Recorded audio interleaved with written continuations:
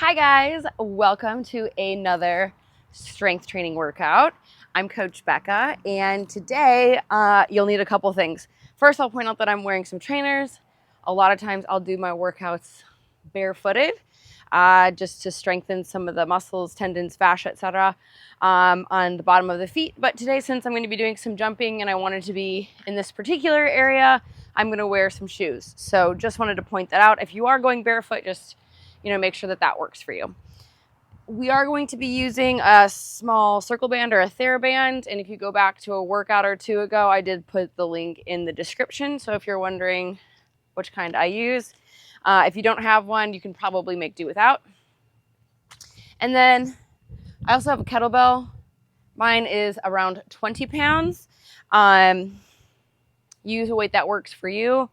We're going to be doing kettlebell swings today, and you can kind of do that with a dumbbell. So if you don't have a kettlebell, you can probably get through most of our stuff today as well. The kettlebell swings you'll just have to be a little bit careful with. I'll try to remember to walk you through that if that's what you're using today. So make sure you've got some weight and TheraBand if you've got it. I also have this mat out here, usually because it just helps mark my space, but just for some core work and some stretching. But yeah. For some background, today is a great workout to do after you've done a little bit of cardio. So if you've gone out walking or if you've had a run, particularly like a speed run, I do like to do kind of a harder, sometimes more plyometric session after a hard run. But if you're doing this as a standalone workout, that's great too. There's some little exercises that can get your heart rate up.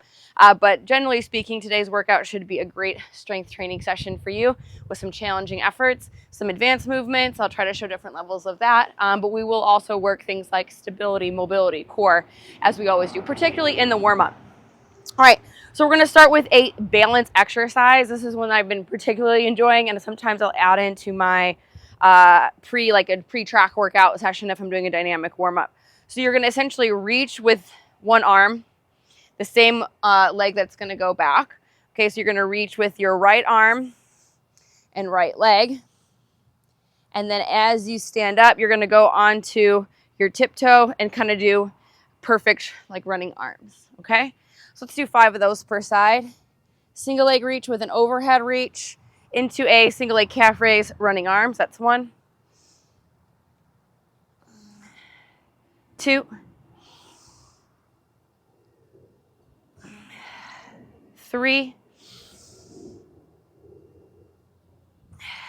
4. And 5.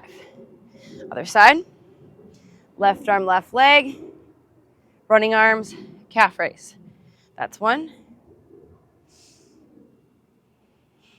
2. 3. A little bit of coordination, balance, mobility. 4. That's particularly run specific. And 5. Very good. Okay, and then we're just going to spread the feet out really wide and do a side lunge just to stretch out your adductors a little bit. And if one side feels particularly sore or tight, land the hands and just do a static stretch. But just go back and forth, kind of stretching out those adductors, getting some of that side-to-side work in that we don't get oftentimes. We want to, a lot of times, just do front to back, up and down type situations. And yeah, a lot of things happen in the side-to-side and the rotational planes of movement. So be sure to work plenty of that in today as well.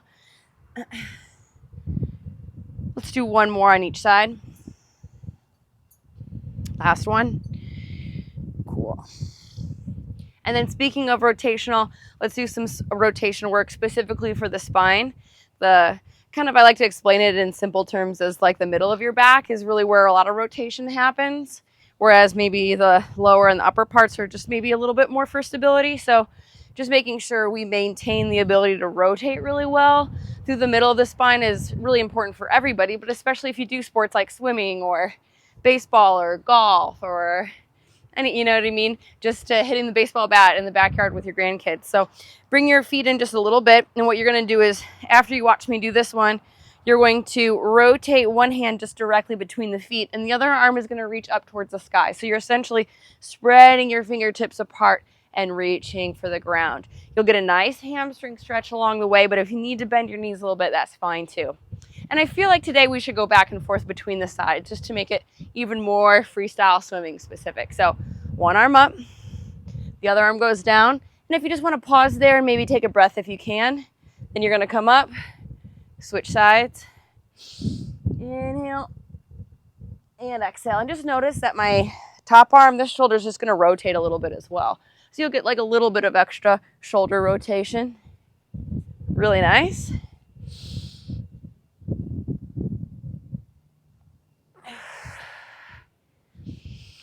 And this is a really good opportunity just to check in with your body. You know, what have you already done today? Or what did you do yesterday? What do you have coming tomorrow? And how is that going to impact the decisions that you make during this workout? Again, for everyone, it's individual. I might be the facilitator and guide of your workout, but ultimately you're in charge of your body. So all those decisions are ultimately up to you and your goals. Let's just do one more on each side. Good. Last one. Nice job. And my body's feeling pretty good. I feel pretty warmed up. If you need a little bit more time, you can always hit pause and do a little bit of foam rolling or stretching. We'll start off with the TheraBand. So nothing super crazy. I've been using this more and more lately. I'm just going to put the band, and I'll step up onto my mat.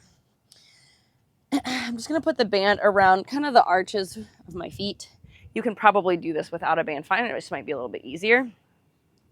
We're going to do almost exactly like what we did in our warm-up move, but without the single leg reach. So we're just going to do a march. I'll show you from the side and the front, but we're going to do 20 of these to strengthen our hip flexors, our balance, and our coordination. So you're going to go left arm, right knee, right arm, left knee. So we'll do 20 of those. You just kind of want to keep some tension in the band. So like about shoulder width is fine. So we'll do 20, 19, 18, 17, 16, 15, 14, 13, 12, 11, 10, 9, 8, 7, 6. Think about pulling that heel to your butt for 5, 4, arms go eye socket, hip pocket, 2, and 1. Nice job. All right. We'll do another set of those, but first we're going to do a set of band up to the ankle, up to the knees, I'm sorry. So again, if you don't have a band, you can just do weighted squats.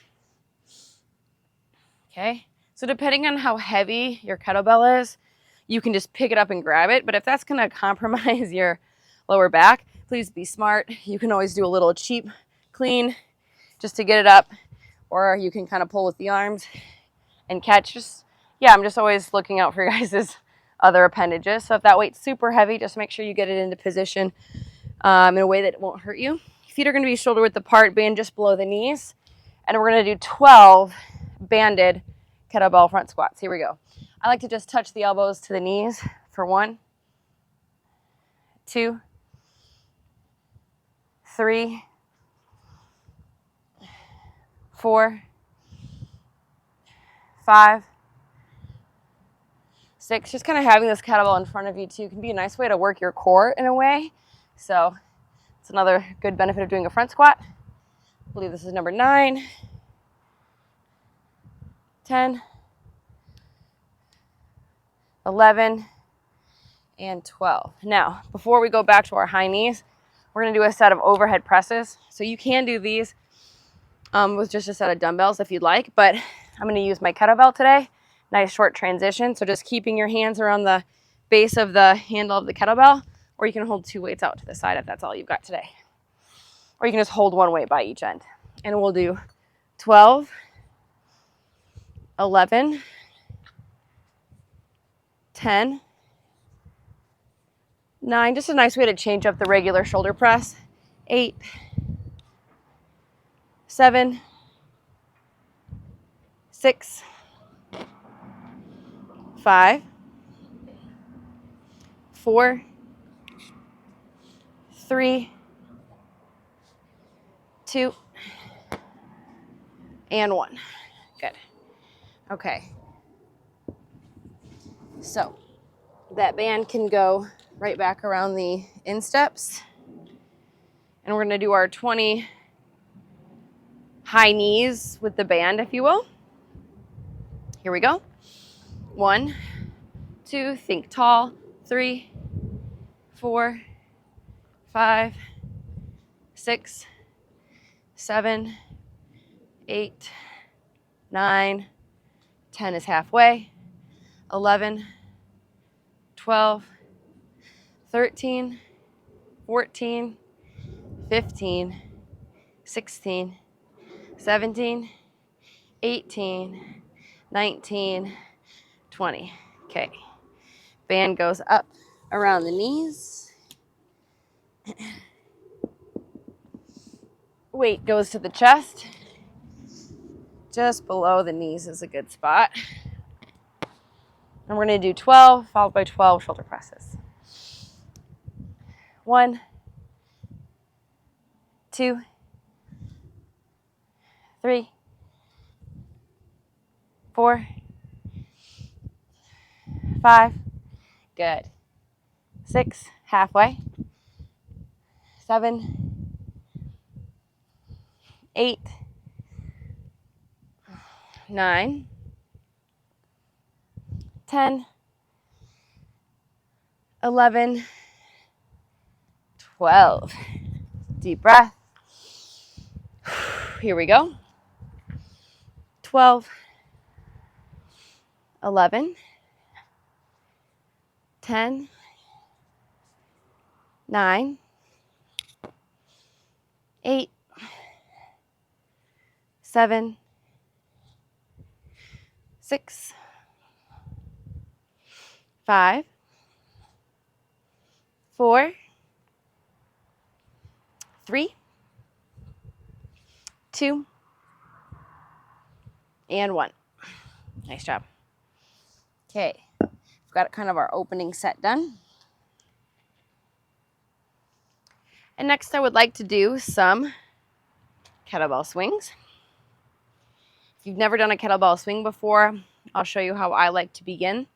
It's a momentum-based movement.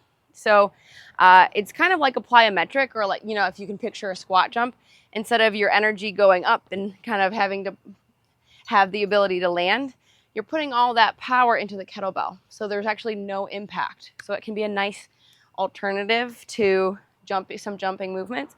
It's also going to strengthen your hip extension muscles, so like your hamstrings and your glutes. And depending on the weight that you use, you will get your heart rate up. So choose a lightweight to begin. And then I always let people know that eventually you'll want a heavier weight because if your kettlebell's too light, you can really boss it around and kind of develop some actually bad habits. So it might take a little bit of expertise to figure out what the right weight for you to do a kettlebell swing with. Before we do our set of kettlebell swings, we're going to do an introductory set of just deadlifts, because really the kettlebell swing builds upon the ability to do a deadlift. It's a hip hinge. So we're going to just do a warm-up set, one single set of stiff leg kettlebell deadlifts. So you're just going to stand right over your kettlebell, feet shoulder width apart. You're going to hinge at your hips, which is the softest knee, okay? And that's going to be where we take our next exercise, the kettlebell swing. We're going to engage the glutes, and we're going to keep our back and spine stiff, eyes neutral. We're going to do 12. This should feel moderate. And that should help you know if your kettlebell is right to swing. Everyone's going to do something a little different. Everyone's kettlebell swing looks differently, just like everyone's swim stroke and running stride looks different. So it's about finding what's the most economical for you. And we're going to do 5 more. 5, 4 more, 3 more, 2 more, 1 more. Great. Lower the kettlebell down. Okay. Now you're going to take a step behind the kettlebell. We're going to do a couple kettlebell hike passes. So for those beginners out there, you can maybe just stick with this exercise if that's as far as your comfort goes. And those that have more experience can then continue on to the kettlebell swing. So same stance really as the deadlifts, but you're behind the kettlebell. Why? Because we've got to start the momentum off. Think of your hips like a rubber band or a cannon, because a kettlebell is literally a cannonball with a handle attached, and your hips are the cannon. So you're going to take that same stance that you had for your deadlift, but you're going to reach in front of you and grab the kettlebell. And we're just gonna do a couple hike passes where we pull the kettlebell just to the bum. Inhale, exhale, and practice this movement. Just kind of tighten the triceps. You want to keep that kettlebell close to your body to minimize the impact in maybe the incorrect areas. So you're kind of tightening the glutes there. Let's do 2 more. This is also a way you start and end kettlebell swings. A lot of times people start doing swings and then they just kind of drop the kettlebell mid-swing. This is how you'll exit the kettlebell swing set. Now, if that's all you feel comfortable with doing, catch your breath, do a few more sets. It's also really great for your legs just to do the hike pass.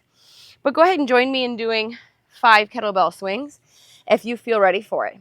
We're just going to take the kettlebell, hike pass it, shoot it chest height, bring it back down to the hips. After we do a set of 5, you always bring it back to that kind of hike pass area I taught you, to the floor. Everything's a mirror. So our first set, we're just going to do 5, and then we'll build from there, especially for those, I just want to think about beginners. Again, if you feel very experienced with a kettlebell swing, great for you. Be creative during this time. 5 kettlebell swings. Start behind the kettlebell, grab it by the handles, pull to the hips, exhale, stand tall. 1, 2, go right to the zipper. 3, 4, 5, go to the zipper, and then to the floor. That's it.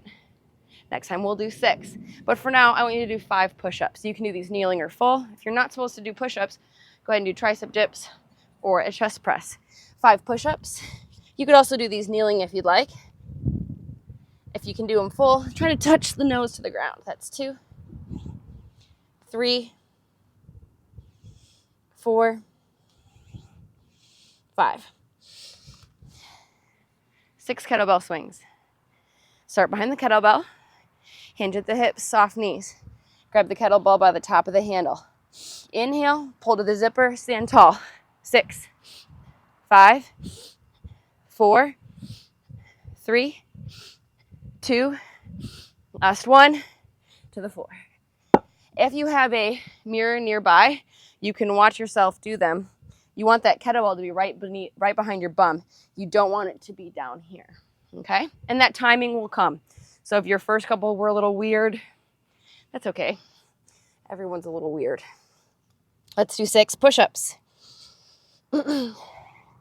6, 5, 4, 3, 2, last 1. Let's do 7 kettlebell swings. We're just going to work our way up to 10 if you were wondering where this is going.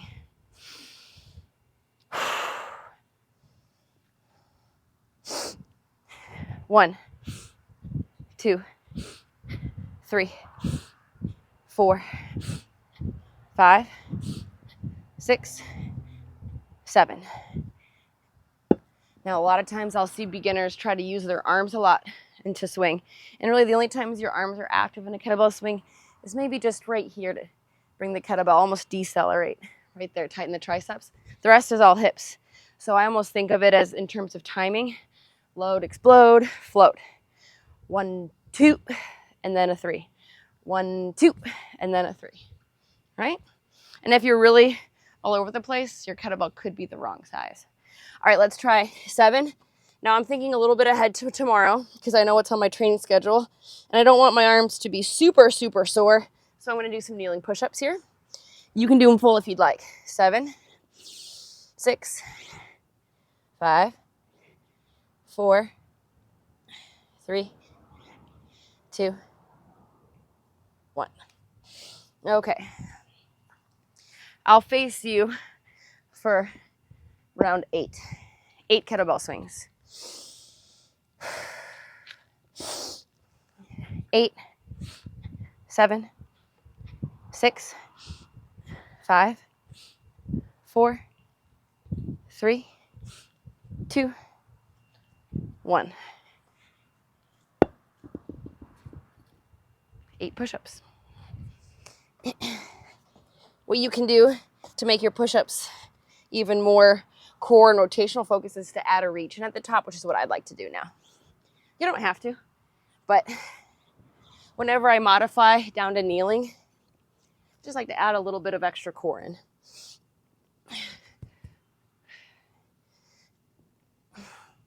5,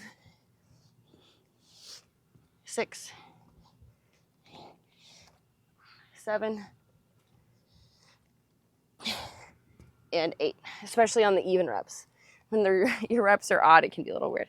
Now, I forgot to mention this. If you're just using a dumbbell, you can grab it by the head and do a similar movement, but it is kind of strange. So you could do squat jumps instead. I should have mentioned that at the beginning, but not to fear, we only have 2 more rounds of this left. So we're going to do our 9 and 10 set. I do think it's probably the best instructionally if you can see it from the side, but here we go. Round 9. And maybe you're still doing those hike passes. That's fine. A great progression is just to do one swing at a time then, where you go hike, pass, stand, back, kind of like you're making a triangle. It's a great way to learn too. Here we go for 9 if you're with me.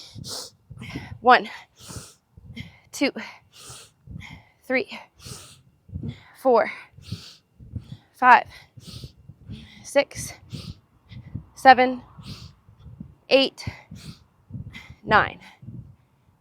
Good job. And this is really strengthening back here. I always feel it in my hamstrings the next day after I do kettlebell swings. I'm just going to do some regular push-ups here since it's an odd rep and I don't want to land on the strange side. Since I'm going to do 9, there's 1, 2, 3, 4, 5, 6, 7, 8, 9. Cool. All right. Last set of kettlebell swings. We're going to do 10 and then 10 push-ups. Let's finish strong. 1, 2, 3, 4, 5, 6, 7, 8, 9, 10. Nice job. Last 10 push-ups, and I will go back to my rotational reach on this one, but you do your thing. 1, 2, 3, 4, 5, 6, 7, 8, 9, and 10. Great job. All right. The next thing that we're going to do is just some ankle hops. Good for your calves, good for your ability to absorb impact, which is really important for a lot of reasons, but particularly for sports that involve running. And then in between that, since we did all this pushing, we're going to do some rows with the kettlebell. And then really we're pretty close to being done.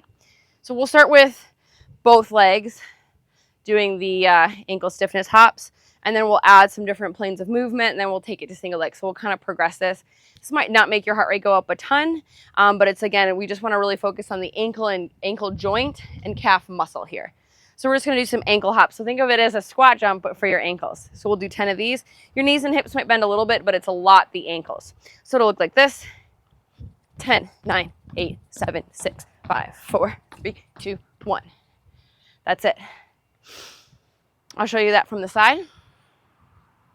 Ankle stiffness hops, both legs at once. Here we go. 10, 9, 8, 7, 6, 5, 4, 3, 2, 1. Cool. If that felt good, I want you to do 5 on one leg and 5 on the other leg. Otherwise, just do a third set of 10. Ready? 5, 4, 3, 2, 1. 5, 4, 3, 2, 1. Other leg gets a little rest while the other one works. So we're just going to go to the other side. Same thing, single leg or a fourth set of 10. Here we go. 5, 4, 3, 2, 1. 1, 2, 3, 4, 5. Cool. A little bit of bouncing action. And we'll go to those kettlebell pulls. My kettlebell, like I said, is 20 pounds. So for me, That's kind of a heavy weight. So I'm going to do reps of 8. If your kettlebell feels lighter and you want to do reps of 10 to 12, that's up to you. But I'm going to do one set at a time. Single arm rows are great for your back and shoulder, but since you're only on one side, you have to do this rotational kind of movement, which is really great also for your core. So I'm going to do 8 on each side. I'm just going to stand with both feet together. You could do one foot in back if that makes you feel more stable. Okay? So again, you could be here or here. Single arm rows. 1, 2, see the shoulders rotating there. 3, feel that in the obliques. 4 is halfway. 5, 6, back is flat. Push the butt out. I think that's 8, but I'm going to do one more because I was chatting. Other side. So before you begin, you can kind of pull the shoulders back, push the chest down, and push the rear back. That can help here. If you have this position, you'll feel it a lot down here in your back. You want to be really strong here. Here we go. 1, 2, 3, 4, 5, 6, 7, and 8. Cool. Move that off to the side. Okay, so now we're going to do some little lateral bounders. So it's kind of like that ankle stiffness hop, but we're going to use the knees and the hips a little bit more. So I've got this square right here. I'm just going to picture a hurdle in the middle, and I'm going to try to get over that hurdle and land. I'm not going back and forth super, super quick. I'm going to make a full landing at this first one. So I'm going to give it like 85, 95%, and I'm going to do 10 of these. So lateral jumps over an imaginary hurdle. Here we go. 1, 2, 3, 4, 5, 6, 7, 8, 9, 10. Good. Now that should have taken a little bit of effort. So we're going to let the heart rate come down and do another set of our rows because we did so many push. We got to make sure we're doing plenty of pull. Or front of the body, back of the body. Similar to the jumps, we did a lot of hip extension, back of the body, and we're doing a little bit more front of the body, more quad dominant power here. Here we go. I'll show you from the front this time.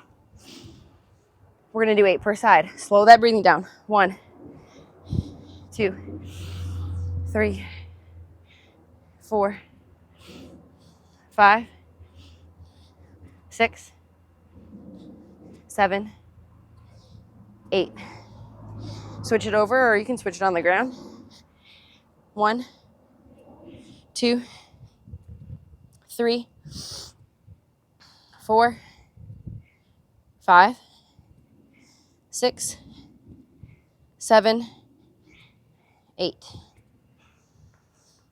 Okay, now that lateral jump over imaginary hurdle is challenging, but to add another element, we're going to do it on one leg, but we're going to land on the other leg. So it's not a full single leg jump. That would be pretty advanced. I don't think I could handle that stress today. But what I am going to do is sort of this bounder where I'm going to start on one side, kind of like our ankle stiffness hops, but combine it with that lateral squat jump. So I'm going to start on one leg, and I'm a runner, so I'm going to add my opposite arm to leg kind of component in. So I'm going to start here, and then I'm going to land here. Can make a full landing. And I'm going to do 20 of these at about 85, 95% effort. So I'm going to be working, but I want to make sure I stick my landing as well, okay? Because I want to work on absorbing impact, okay? I want to make myself more resilient as a runner and an athlete and a human being. Here we go. You can start on either side, but just try to do the opposite arm to leg deal. So we're going to do 1, 2, 3, 4, 5, 6, 7, 8, 9, halfway, 11, 12, 13, 14, 15, 16, 17, 18, 19, 20. Woo! Got my heart rate up. Whew, I don't have my external heart rate connected, but I can feel it.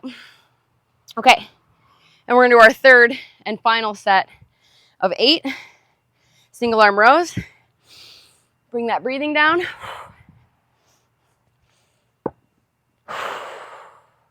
I'll try to make every breath a repetition so that I can calm that heart rate down.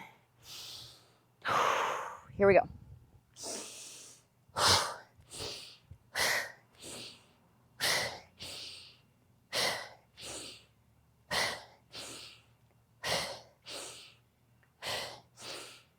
That's 8. Nice job. Other side.